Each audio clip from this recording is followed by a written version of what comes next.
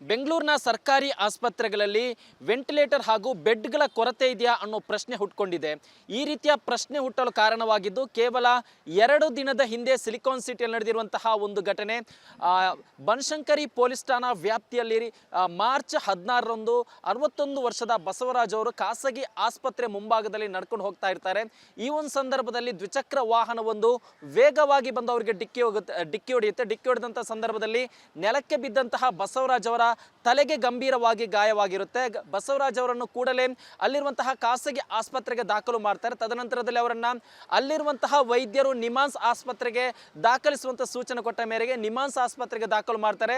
ಆದರೆ ನಿಮಾನ್ಸ್ ಆಸ್ಪತ್ರೆಯಲ್ಲಿ ಅವರಿಗೆ ಬೆಡ್ಗಳ ಕೊರತೆ ಉಂಟಾಗುತ್ತೆ. ತದನಂತರದಲ್ಲಿ ವಿಕ್ಟೋರಿಯಾ ಆಸ್ಪತ್ರೆಗೆ ದಾಖಲು ಮಾಡುವಂತಹ ಒಂದು ಕೆಲಸವನ್ನು ಮಾಡ್ತಾರೆ. ವಿಕ್ಟೋರಿಯಾ ಆಸ್ಪತ್ರೆ ಕರ್ಕೊಂಡು ಬರ್ತಾರೆ. ಈ ವಿಕ್ಟೋರಿಯಾ ಆಸ್ಪತ್ರೆ ಕರ್ಕೊಂಡು ಬಂದಂತಹ ಸಂದರ್ಭದಲ್ಲಿ ಇಲ್ಲೂ ಕೂಡ ಅವರಿಗೆ ವೆಂಟಿಲೇಟರ್ ಹಾಗೂ ಬೆಡ್ಗಳ ಕೊರತೆ ಕಾಣಿಸುತ್ತೆ. ಇಲ್ಲಿರುವಂತಹ ಸಿಬ್ಬಂದಿ ಇಲ್ಲಿ ವೆಂಟಿಲೇಟರ್ ಕೊರತೆ ಇದೆ, ನೀವು ಬೇರೆ ಆಸ್ಪತ್ರೆಗೆ ಹೋಗಿ ಅಂತ ಸೂಚನೆ ಕೊಡ್ತಾರೆ. ಅಲ್ಲಿಗೆ 2 ಸರ್ಕಾರಿ ಆಸ್ಪತ್ರೆಗಳು ಅಲೆದಾಡ್ತಾರೆ. ಬಟ್ ಎಲ್ಲೂ ಕೂಡ ಅವರಿಗೆ ಆ ಒಂದು ವ್ಯಕ್ತಿಯನ್ನು ಆಸ್ಪತ್ರೆಗೆ ದಾಖಲು ಮಾಡಲು ವ್ಯವಸ್ಥೆ ಸಿಗಲ್ಲ. ಮೊದಲಿಗೆ ನಿಮಾನ್ಸ್ ಹೋಗ್ತಾರೆ, ಅಲ್ಲಿಂದ ವಿಕ್ಟೋರಿಯಾ ಬರ್ತಾರೆ, ಅಲ್ಲಿಂದ ಮತ್ತೊಂದು ಸರ್ಕಾರಿ ಆಸ್ಪತ್ರೆಗೆ ಹೋಗ್ತಾರೆ. 3 ಆಸ್ಪತ್ರೆಗೆ ಗಂಭೀರವಾಗಿ ಗಾಯಗೊಂಡಿರುವಂತಹ ಬಸವರಾಜ್ ಅವರನ್ನ ಹಿಡಿದು ಅವರ ಕುಟುಂಬಸ್ಥರು ಅಲೆದಾಡ್ತಾರೆ. ಬಟ್ ಎಲ್ಲೂ ಕೂಡ ಅವರಿಗೆ ಬೆಡ್ ವ್ಯವಸ್ಥೆ ಆಗಲಿ ವೆಂಟಿಲೇಟರ್ ವ್ಯವಸ್ಥೆ ಸಿಗಲ್ಲ. ತದನಂತರದಲ್ಲಿ ಮತ್ತೊಂದು ಖಾಸಗಿ ಆಸ್ಪತ್ರೆಗೆ ದಾಖಲು ಮಾಡ್ತಾರೆ. ಅಲ್ಲಿಗೆ ಗಂಭೀರ ಗಾಯಗೊಂಡಿರುವಂತಹ ಬಸವರಾಜ್ ಅವರ ಮತ್ತಷ್ಟು ಅವರ ದೇಹದಿಂದ ರಕ್ತ ಹೊರಬಂದಿರುತ್ತೆ. ನಿನ್ನೆ ಚಿಕಿತ್ಸೆ ಫಲಕಾರಿಯಾಗದ ಅವರು ಮೃತಪಟ್ಟಿರುವಂಥದ್ದು. ಈ ಒಂದು ಪ್ರಕರಣ ಸಂಬಂಧ ಈಗಾಗಲೇ ಬನಶಂಕರಿ ಸಂಚಾರಿ ಪೊಲೀಸ್ ಠಾಣೆಯಲ್ಲಿ ಒಂದು FIR ದಾಖಲಾಗಿದೆ. ಆ ಒಂದು FIR ನಲ್ಲಿ ಡಿಕ್ಕಿ ಹೊಡೆದಂತಹ ಅಂದ್ರೆ ಬಸವರಾಜ್ ಅವರಿಗೆ ಡಿಕ್ಕಿ ಹೊಡೆದಂತಹ ದ್ವಿಚಕ್ರ ವಾಹನದ ಸವಾರನ ಮೇಲೆ ಒಂದು FIR ದಾಖಲಾಗಿದೆ. ಆ ಒಂದು FIR ನಲ್ಲಿ ಈ ಎಲ್ಲ ವಿಚಾರಗಳು ಉಲ್ಲೇಖವಾಗಿದೆ. ನಿಮಾನ್ಸ್ ಆಸ್ಪತ್ರೆಗೆ ಹೋಗಿರೋದು, ಅಲ್ಲಿ ಬೆಡ್ ಇಲ್ಲ ಅಂತ ವಾಪಸ್ ಬಂದಿರೋದು, ನಂತರ ವಿಕ್ಟೋರಿಯಾ ಆಸ್ಪತ್ರೆಗೆ ಬಂದಿರೋದು, ಇಲ್ಲೂ ಕೂಡ ಬೆಡ್ ಮತ್ತು ವೆಂಟಿಲೇಟರ್ ಸಿಗದೆ ಇಲ್ಲಿಂದ ಬೇರೊಂದು ಆಸ್ಪತ್ರೆಗೆ ಅವ್ರನ್ನ ಕರೆದೊಯ್ಯುವಂತಹ ಪ್ರತಿಯೊಂದು ವಿಚಾರ ಕೂಡ FIR ನಲ್ಲಿ ಉಲ್ಲೇಖ ಆಗಿದೆ. ಇದರಿಂದ ಬೆಂಗಳೂರಿನ ಸರ್ಕಾರಿ ಆಸ್ಪತ್ರೆಗಳಲ್ಲಿ ಬೆಡ್ ಹಾಗೂ ವೆಂಟಿಲೇಟರ್ಗಳ ಕೊರತೆ ಇದೆ ಅನ್ನೋ ಪ್ರಶ್ನೆ ಮತ್ತೆ ಹುಟ್ಟಿಕೊಂಡಿದೆ. ಕ್ಯಾಮರಾ ಪರ್ಸನ್ ಮಂಜುನಾಥ್ ಜೊತೆ ಸತ್ತಾರ್, ರಿಪಬ್ಲಿಕ್ ಕನ್ನಡ, ಬೆಂಗಳೂರು. ಬೆಂಗಳೂರಿನ ಸರ್ಕಾರಿ ಆಸ್ಪತ್ರೆಗಳಲ್ಲಿ ವೆಂಟಿಲೇಟರ್ ಹಾಗೂ ಬೆಡ್ಗಳ ಕೊರತೆ ಇದೆಯಾ ಅನ್ನೋ ಪ್ರಶ್ನೆ ಹುಟ್ಕೊಂಡಿದೆ. ಈ ರೀತಿಯ ಪ್ರಶ್ನೆ ಹುಟ್ಟಲು ಕಾರಣವಾಗಿದ್ದು ಕೇವಲ 2 ದಿನದ ಹಿಂದೆ ಸಿಲಿಕಾನ್ ಸಿಟಿಯಲ್ಲಿ ನಡೆದಿರುವಂತಹ ಒಂದು ಘಟನೆ.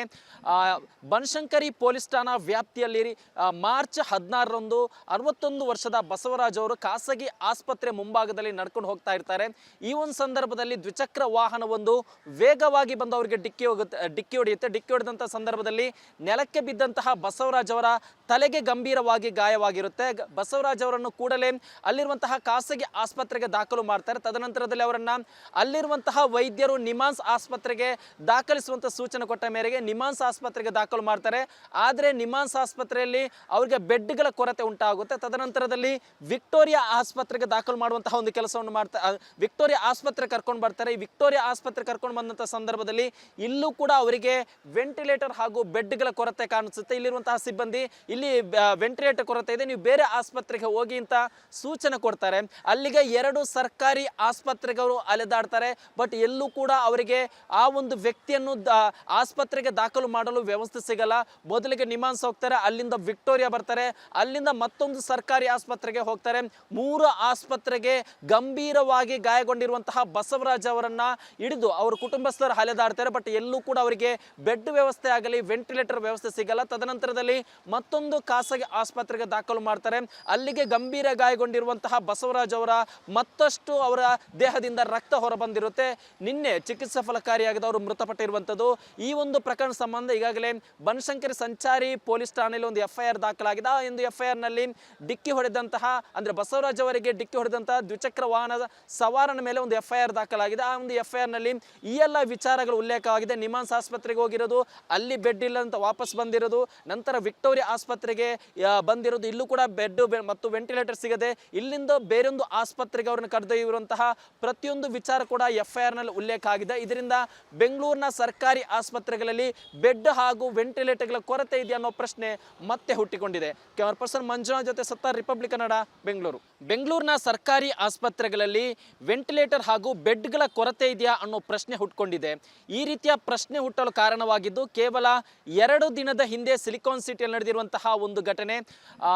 ಬನಶಂಕರಿ ಪೊಲೀಸ್ ಠಾಣಾ ವ್ಯಾಪ್ತಿಯಲ್ಲಿ ಮಾರ್ಚ್ 16ರಂದು 61 ವರ್ಷದ ಬಸವರಾಜ್ ಅವರು ಖಾಸಗಿ ಆಸ್ಪತ್ರೆ ಮುಂಭಾಗದಲ್ಲಿ ನಡ್ಕೊಂಡು ಹೋಗ್ತಾ ಇರ್ತಾರೆ.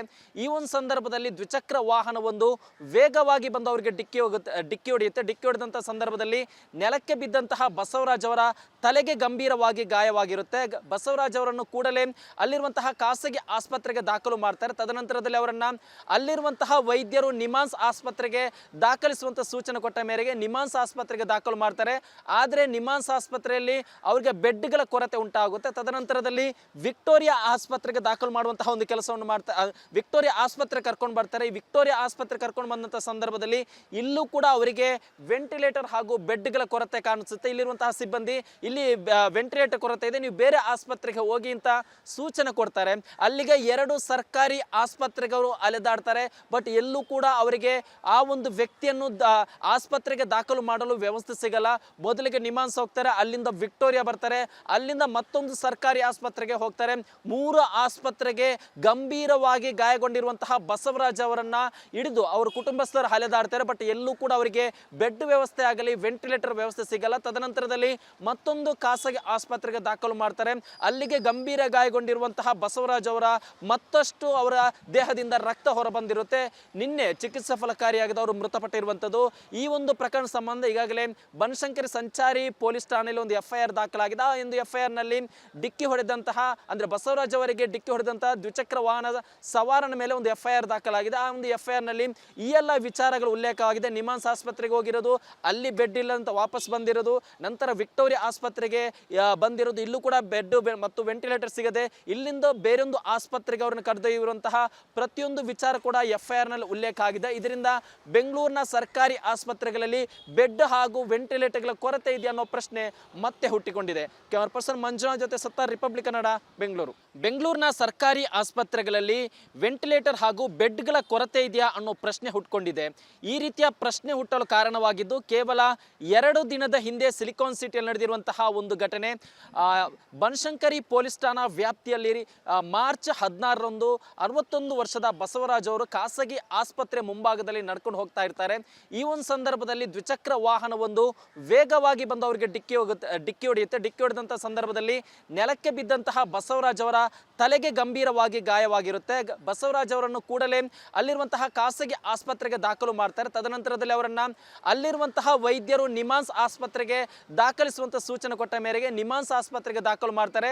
ಆದರೆ ನಿಮಾನ್ಸ್ ಆಸ್ಪತ್ರೆಯಲ್ಲಿ ಅವರಿಗೆ ಬೆಡ್ಗಳ ಕೊರತೆ ಉಂಟಾಗುತ್ತೆ. ತದನಂತರದಲ್ಲಿ ವಿಕ್ಟೋರಿಯಾ ಆಸ್ಪತ್ರೆಗೆ ದಾಖಲು ಮಾಡುವಂತಹ ಒಂದು ಕೆಲಸವನ್ನು ಮಾಡ್ತಾರೆ. ವಿಕ್ಟೋರಿಯಾ ಆಸ್ಪತ್ರೆ ಕರ್ಕೊಂಡು ಬರ್ತಾರೆ. ಈ ವಿಕ್ಟೋರಿಯಾ ಆಸ್ಪತ್ರೆ ಕರ್ಕೊಂಡು ಬಂದಂತಹ ಸಂದರ್ಭದಲ್ಲಿ ಇಲ್ಲೂ ಕೂಡ ಅವರಿಗೆ ವೆಂಟಿಲೇಟರ್ ಹಾಗೂ ಬೆಡ್ಗಳ ಕೊರತೆ ಕಾಣಿಸುತ್ತೆ. ಇಲ್ಲಿರುವಂತಹ ಸಿಬ್ಬಂದಿ ಇಲ್ಲಿ ವೆಂಟಿಲೇಟರ್ ಕೊರತೆ ಇದೆ, ನೀವು ಬೇರೆ ಆಸ್ಪತ್ರೆಗೆ ಹೋಗಿ ಅಂತ ಸೂಚನೆ ಕೊಡ್ತಾರೆ. ಅಲ್ಲಿಗೆ 2 ಸರ್ಕಾರಿ ಆಸ್ಪತ್ರೆಗಳು ಅಲೆದಾಡ್ತಾರೆ. ಬಟ್ ಎಲ್ಲೂ ಕೂಡ ಅವರಿಗೆ ಆ ಒಂದು ವ್ಯಕ್ತಿಯನ್ನು ಆಸ್ಪತ್ರೆಗೆ ದಾಖಲು ಮಾಡಲು ವ್ಯವಸ್ಥೆ ಸಿಗಲ್ಲ. ಮೊದಲಿಗೆ ನಿಮಾನ್ಸ್ ಹೋಗ್ತಾರೆ, ಅಲ್ಲಿಂದ ವಿಕ್ಟೋರಿಯಾ ಬರ್ತಾರೆ, ಅಲ್ಲಿಂದ ಮತ್ತೊಂದು ಸರ್ಕಾರಿ ಆಸ್ಪತ್ರೆಗೆ ಹೋಗ್ತಾರೆ. 3 ಆಸ್ಪತ್ರೆಗೆ ಗಂಭೀರವಾಗಿ ಗಾಯಗೊಂಡಿರುವಂತಹ ಬಸವರಾಜ್ ಅವರನ್ನ ಹಿಡಿದು ಅವರ ಕುಟುಂಬಸ್ಥರು ಅಲೆದಾಡ್ತಾರೆ. ಬಟ್ ಎಲ್ಲೂ ಕೂಡ ಅವರಿಗೆ ಬೆಡ್ ವ್ಯವಸ್ಥೆ ಆಗಲಿ ವೆಂಟಿಲೇಟರ್ ವ್ಯವಸ್ಥೆ ಸಿಗಲ್ಲ. ತದನಂತರದಲ್ಲಿ ಮತ್ತೊಂದು ಖಾಸಗಿ ಆಸ್ಪತ್ರೆಗೆ ದಾಖಲು ಮಾಡ್ತಾರೆ. ಅಲ್ಲಿಗೆ ಗಂಭೀರ ಗಾಯಗೊಂಡಿರುವಂತಹ ಬಸವರಾಜ್ ಅವರ ಮತ್ತಷ್ಟು ಅವರ ದೇಹದಿಂದ ರಕ್ತ ಹೊರಬಂದಿರುತ್ತೆ. ನಿನ್ನೆ ಚಿಕಿತ್ಸೆ ಫಲಕಾರಿಯಾಗಿದೆ, ಅವರು ಮೃತಪಟ್ಟಿರುವಂಥದ್ದು.